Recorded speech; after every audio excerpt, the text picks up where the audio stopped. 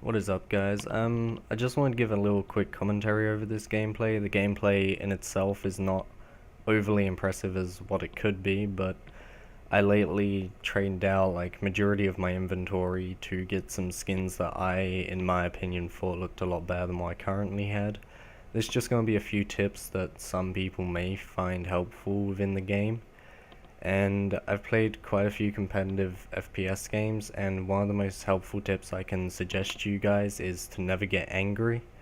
Because back during Black Ops 2 when I used to play competitive, I used to get really angry and it would throw everything off, like my aim, my mindset, my focus, and I'd just blame teammates and be really toxic and salty.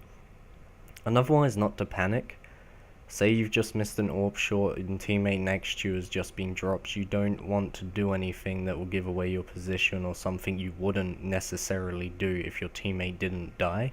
The main thing is to focus on directing where it came from and to pick out the target.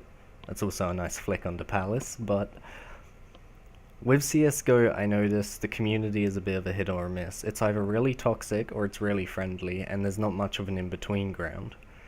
And what I noticed is eco in this game isn't what it should be. Like, someone will have 7k and they've picked up an AK when they're CT side from last round, and they won't give the AK to someone else and buy them, say, an M4A1S, which actually really affects the economy in the long run.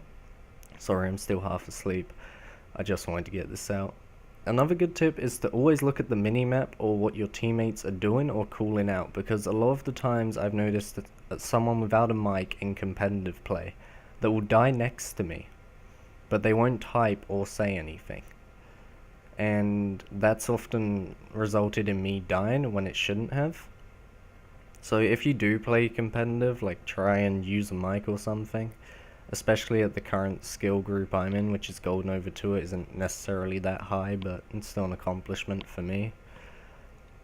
Another good tip is try and play with friends, because you don't want to play with random people that you've only just met and you don't have much of an idea of how they play or what site or role they prefer, like if they're a good sprayer, an AWP, a pistoler, because a lot of the time I tend to duo queue with one of my friends, and we will always go A or B together because we play well together.